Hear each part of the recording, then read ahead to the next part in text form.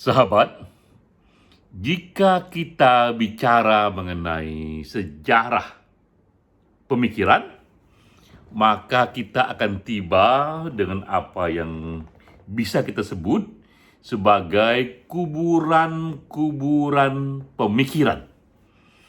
Begitu banyak para raksasa pemikir yang dulu itu raksasa, tapi karena zaman berubah, mereka terbunuh. Pemikirannya pun terbunuh, terkubur, karena zaman yang baru menghendaki cara berpikir yang baru pula.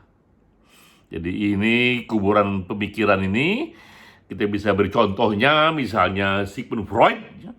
Sigmund Freud ini ada raksasa di abad 19 dan abad 20 soal psikologi. Ia melahirkan satu paradigma besar psikoanalisis. Namun sekarang ini dengan datangnya neuroscience, satu ilmu yang bisa lebih detail dan akurat dan terukur memahami cara kerja otak dan saraf manusia, makin kita tahu betapa banyaknya Sigmund Freud ini berspekulasi mengenai aneka motif-motif jiwa manusia. Tak ada yang salah dengan Sigmund Freud, tapi masalahnya memang sudah datang teknologi baru, ilmu baru, yang membuat apa yang dulu terkesan raksasa, kini terkubur dan tak lagi terlalu relevan. Nah, ini pengantar yang saya berikan untuk bicara mengenai passing over, terutama untuk kasus Nurcholish Madjid. Saya diminta untuk membuat satu tanggapan atau respon. Apakah kita sekarang ini sudah sampai di era post Nurcholish Madjid untuk dunia pemikiran Islam Indonesia? Memang Nurcholish begitu mendominasi pemikiran Islam modernis, Islam progresif, yang modern, Indonesia modern, di tahun-tahun 70-an hingga mungkin awal-awal 2000. Tapi masalahnya Indonesia atau pemikiran Indonesia sudah datang sedemikian rupa, tak hanya modern tapi sudah postmodern. Sudah melampaui modernitas itu. Sehingga sah untuk dikatakan, bahkan untuk dunia pemikiran agama, kita pun sudah sampai di era post-Nurcholish Madjid. Ada 4 alasan, 4 reason saya mengatakan kita sudah sampai di era pemikiran agama yang post-Nurcholish Madjid, passing over. Pertama, masalah metodologi. Sekarang ini sudah berkembang metodologi yang cukup canggih. Di era Cak Nur masih menggunakan metode dalam analisa yang kualitatif. Banyak hal dianalisa berdasarkan teori-teori dan renungan filosofis ya, atau paling jauh renungan yang bersandar pada ilmu sosial kualitatif. Sekarang sains juga sudah datang dengan metode kuantitatif, metode statistik dalam memahami perilaku agama. Contohnya adalah hasil survei Gallup Poll yang membuat kita mendapatkan gambaran lebih terukur tentang level setiap negara bagi mereka seberapa agama itu penting. Sehingga kita ketahui ada negara di mana 90% bagi penduduk sana ke atas, ya, 90% ke atas agama itu penting sekali. Tapi ada negara-negara seperti Skandinavia, agama tak lagi terlalu penting bagi mereka, kepentingannya di bawah 30%, bahkan ada di bawah 20%. Nah, itu hanya mungkin terukur menggunakan metodologi kuantitatif. Yang juga ini merupakan perkembangan terbaru dalam cara mengukur agama, terutama dengan datangnya survei-survei opini publik ya, yang menggunakan statistik. Dan juga sekarang pandangan agama tak hanya tergantung dari para teolog atau para filsuf, namun juga penemuan arkeologi makin lama makin membuka historicity of religion. Jadi agama makin dilihat sejarah historisitasnya. Tak hanya renungan filosofisnya, tapi historisitasnya berdasarkan aneka metode-metode arkeologi, seperti misalnya ketika ditemukannya Epic of Gilgamesh, tiba-tiba bayangan kita mengenai kisah Nabi Nuh, mengenai kisah Adam dan Hawa bisa berubah. Karena tadi bukan karena renungan teologi, tapi penemuan arkeologi.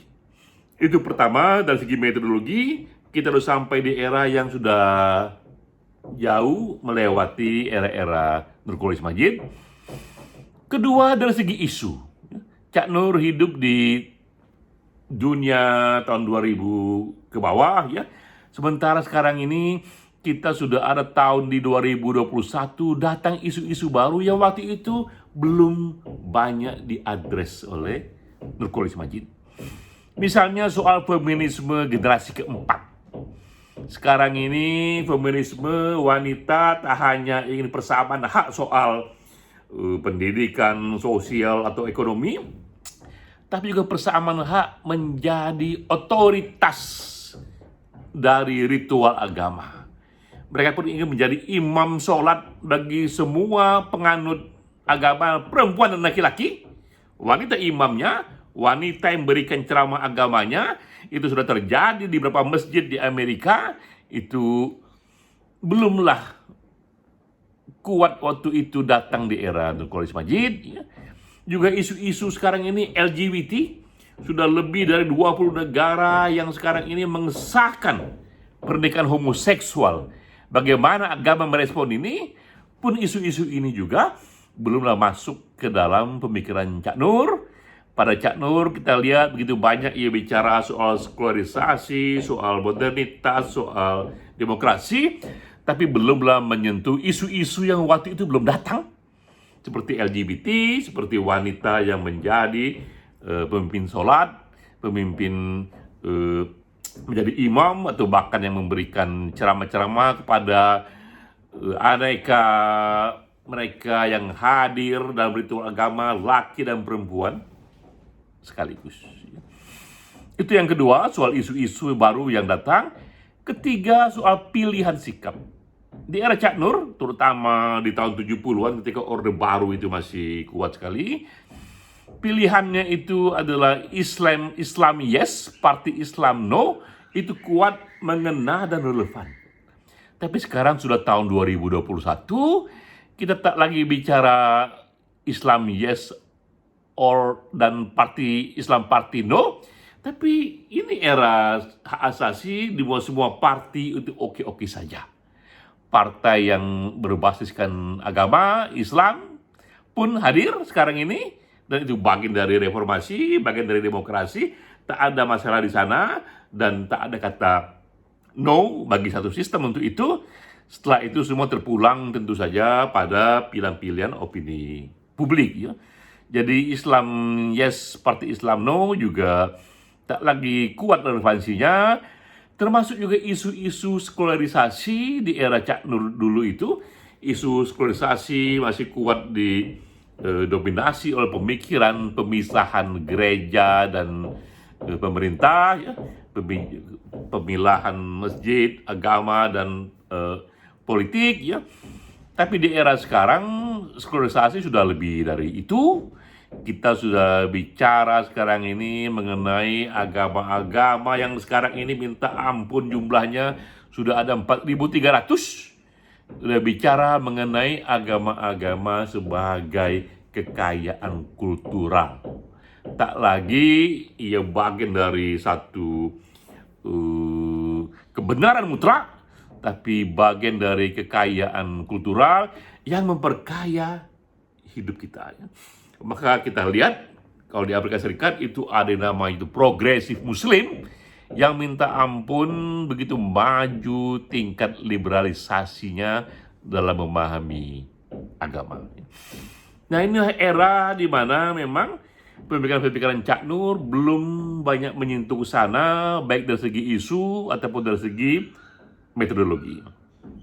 Karena itu, video ini juga dibuat bersamaan dengan ulang tahun 2 teman teman kita, sahabat kita, Budi Munawar Rahman dan Mulyadi Kertanegara. Kita ucapkan selamat ulang tahun kepada mereka berdua, terutama Budi. Ini Budi dikenal sebagai orang bilang ini Muslim dan Bukhari dari Cak Nur, Nurcholish Madjid, karena begitu banyak sekali buku-buku Cak Nur yang diolah dan diterbitkan kembali oleh Budi, dan ia mengetahui pemikiran Cak Nur dari A sampai Z. Cuma di era sekarang Budi pun saya kira akan mengalami passing over dari pemikiran Nurcholish Madjid. Saya lama mengenal Budi, selamat ulang tahun Budi. Dan terima kasih juga Budi pernah memberikan satu ulasan dan pengantar dari buku saya yang judulnya adalah Fakta Baru di Era Google, Agama di Era Google, Pergeseran dari Kebenaran Mutlak menuju Kekayaan Kultural Milik Bersama.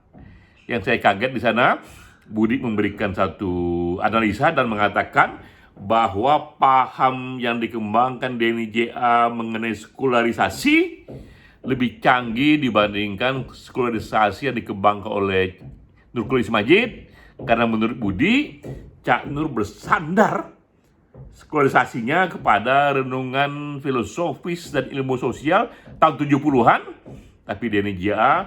bersandar pada riset intensif dan ekstensif dari ilmu sosial di abad 21. Karena itu dianggap lebih canggih.